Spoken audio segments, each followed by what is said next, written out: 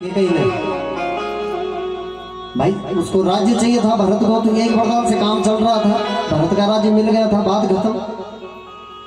तो दूसरा वनवास मांगने की आवश्यकता क्यों पड़ी? बोला कहीं राम विरोधाभास न कर ले, कहीं राम विरोध न कर दे इस बात का। बोला नहीं, बड़ा तो मैं हूं और मैं ही रहूंगा। तो फिर दोनों भाइयों में युद्ध परस्पर छिड़ जाएगा और बलशाली ज्यादा कौन है? बोला राम है, इसलिए राम ही जीत जाएगा। तो ये माँ का सोचना है, इसने अपने मन में ही बात सोची और दूसरा वरदान मांग दिया। रामाय वनवासंच चतुर्दश समास तथा, 14 वर्ष के लिए राम को वनवास दे दो। अब तो जैसे ही ये शब्द सुना तुरंत छटपटा गए। दशरथ जी महाराज कहने लगे, हे कैकेयी अपने शब्दों को वापस ले लो, मैं राम के बिना नहीं रह सकता। अरे एक बार तो गुरु के कारण मुझे राम से बिछड़ना पड़ा और कई समय बीत गया, तब राम के दर्शन हुए बड़ी मुश्किल से। और अभी घर आए हुए दिन ही कितने हुए? बोला तो फिर कहती है कि इसको 14 वर्ष का वनवास दे दो। मेरा राम ऐसा है कि बोला मैं उसके बिना जीवित नहीं रह पाऊंगा। जैसे ही राम वन को जाएगा, बोला मेरे प्राणों का अंत हो जाएगा। रोने लगे, बिलखने लगे, लेकिन वरदान तो वरदान है। तो पहले के लोग जो दे देते थे, जो बोल देते थे, उसे करते भी थे, ये बात तो थी। तो बोला इन्होंने वरदान दिया। यहाँ भगवान राम वन को जाने के लिए तैयार हुए। राजाओं के जो वस्त्र थे सबको त्याग करके वलकल और साधुओं की वेशभूषा बना करके घर से निकल गए। जाने को तैयार हुए तो लक्ष्मण जी ने भी पांव पकड़ लिए। बोला अकेले अकेले कहाँ जा रहे हो? देखो भाई भाई का प्रेम, पिता पुत्र का प्रेम, और जहाँ प्रेम होता है वहाँ ऐसी घटनाएं भी होती हैं कि कोई कोई कान भरने वाले भी होते हैं। तो मैंने बोला कि किसी के परिवार में फूट डालने वाला जो होता है उसको ब्रह्म हत्या लगती है। सुना होगा आप लोगों ने, कल परसों की कथा में शायद मैंने कहा था। तो लक्ष्मण जी से भगवान राम कह रहे हैं तू मेरे साथ क्या करेगा? सबसे बड़े होती है मातृशक्ति, माता। माँ की सेवा करो। 3 माताएं हैं हमारी घर में, और माँ की गई सेवा बोला उस माँ भवानी को ही लगती है, ऐसा कह रहे हैं। तो लक्ष्मण जी कह रहे हैं कि मैंने तो आज सब आपको ही मान रखा है अपने जीवन में। तुम ही मेरी माँ हो, तुम ही मेरे पिता हो। माता रामो मत पिता रामचंद्र, स्वामी रामो मत सखा रामचंद्र,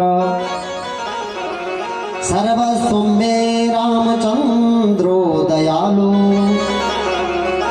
अन्यम जाने नैव जाने न जाने। हे राम, तुम्हारे अलावा मैं किसी को जानता भी नहीं हूँ। माता रामो मत पिता रामचंद्र, मैं तो ये जानता हूँ कि मेरे पिता भी वही हैं रामचंद्र और माता भी वही हैं रामचंद्र। यदि स्वामी रामचंद्र हैं तो बोला मेरे सखा भी रामचंद्र हैं। और तो और बोला सर्वस्व में रामचंद्रो दयालु। हे राम, मैं सर्वस्व आपको ही देखता हूँ, इसलिए मैं आपके साथ ही जाऊंगा, यहाँ नहीं रुकने वाला। अन्यम न जाने, तो भगवान ने देखा इतनी प्रीति है तो बोलो चलो भाई। सीता कहने लगी मैं तो अर्धांगिनी हूँ, कुछ शर्तें याद हैं। देशांतरे वा सुपुरांतरे वा, सप्तवचन में आपने कहा था कि अपने घर को छोड़ करके, अपने देश को छोड़ करके, बोले यदि कहीं अन्यत्र जाओगे तो मुझे साथ में लेके जाना पड़ेगा।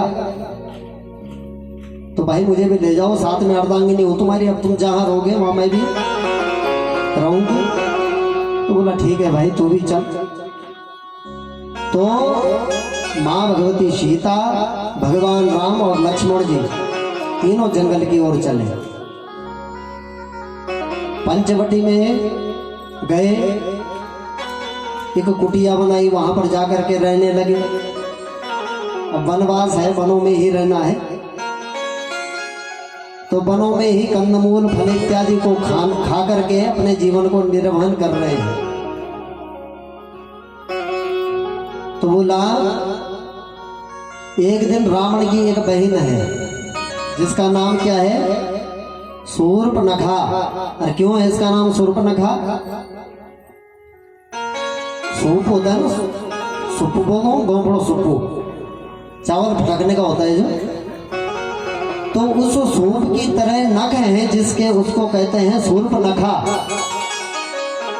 इतने लंबे लंबे नाखून। ये रावण की बहन है।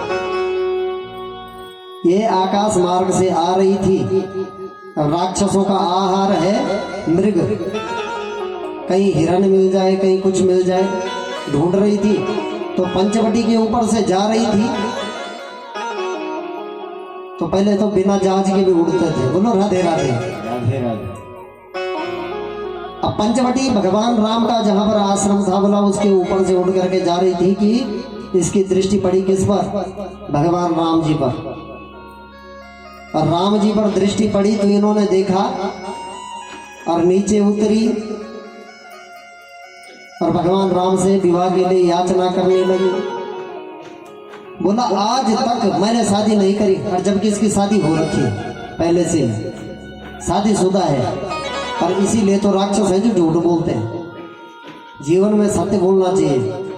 जो सत्य बोलता है वो साक्षात देवता स्वरूप होता है, और जो झूठ बोलता है बोला वो राक्षस से कम नहीं है।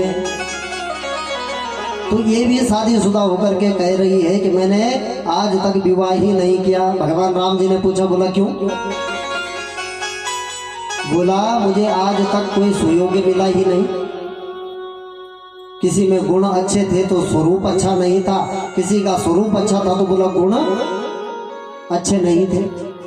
तो बोला कि मुझ में तुम्हें वो सारे गुण दिख गए, मेरा स्वरूप भी अच्छा है, मेरे गुण भी अच्छे, देख करके ही पता कर लिया, चलो स्वरूप का तो ठीक है, और क्या मेरे गुण भी परख लिए? बोला वैसे पूरी तरह से तो तुम भी नहीं हो, पर मन माना कछु तुम ही निहारी।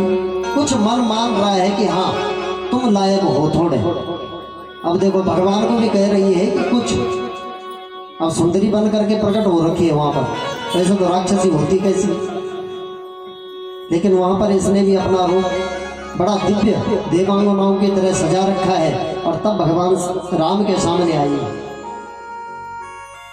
पर भगवान राम भी सब जानने वाले हैं। बोला भाई देख, तूने तो कह दिया, मुझे तो पता है कि तू शादीशुदा है कि नहीं है, पर मैं सच्ची बात बताऊं तो मेरा तो विवाह हो रखा है। अब ये लक्ष्मण है, अब राजाओं में ये भी चलता है कि दो विवाह भी एक साथ हो जाते हैं। ऐसा भी कोई जरूरी नहीं है कि एक ही शादी हो, एक ही विवाह हो। तो बोला हम राजा हैं, दो भी कर सकते हैं, लेकिन मैंने तो सीता को वचन दे रखा है कि तेरे अलावा पर किसी स्त्री को मैं आंख उठा करके भी नहीं देखूंगा। और हकीकत ये थी कि भगवान जब वार्ता कर रहे थे आपस में सुपर्णखा से, तो दृष्टि माँ भगवती सीता पर ही थी, इसको देखा भी नहीं, बातें कर रहे केवल। तो बोला मेरा भाई है, अगर दो विवाह के लिए तैयार हो जाता है तो अच्छी बात है, बात करके देख लो, वो भी कुछ कम नहीं है सुंदर में, सौंदर्य उसका भी कुछ कम नहीं है, एक बार देख लो। तो बोला अभी तक तो राम के पीछे ही पड़ी हुई थी, और जब राम ने कहा कि उधर चले जा, जीवन में प्रेम ऐसा नहीं होना चाहिए। विवाह उपरांत बोला यही हमारा धर्म है, यही हमारा सत्य है कि बोला हमें पर पुरुष को देखना भी नहीं चाहिए, और ये केवल स्त्रियों के लिए हो ऐसा नहीं है, ये पुरुषों के लिए भी है कि बोला तुम्हें भी पराई स्त्री को नहीं देखना चाहिए। बोलो दुर्गे मैया की जय। लक्ष्मण जी है थोड़ा गुस्सैले, और जैसे ही सामने गई तो नाक काट दिया, सुनाप में हो गई। और ये यहां से जब वापस गई लंका में, और रावण से इसने सारी घटनाएं बताई, कि बोला भाई ऐसी ऐसी बातें हैं, पर ये चीज छुपा दी कि मैं उनसे विवाह की याचना कर रही थी। पर बात क्या बताई, बोलने में फेर बदल कर दिया, उल्टा बोला वहां जाकर के। मैंने बोला ना राक्षस है तो वो झूठी बोलेंगे। वहां जाकर के क्या बोलती है कि बोला भैया मैं पंचवटी में गई थी, उस जंगल में, उस वन में गई थी, और वहां पर मैंने क्या देखा। बोला वहां पर मैंने एक सुंदरी को देखा भैया, वो उस वन में रहने के लायक नहीं है, वो आपके ही योग्य है। और मैं गई थी भैया उसके पास कि तू चल मेरे साथ, मेरे भैया बहुत बड़े राजा हैं, तुझे अच्छे से रखेंगे। और इतना मैंने कहना था कि मेरी नाक काट दी। बोलो राधे राधे।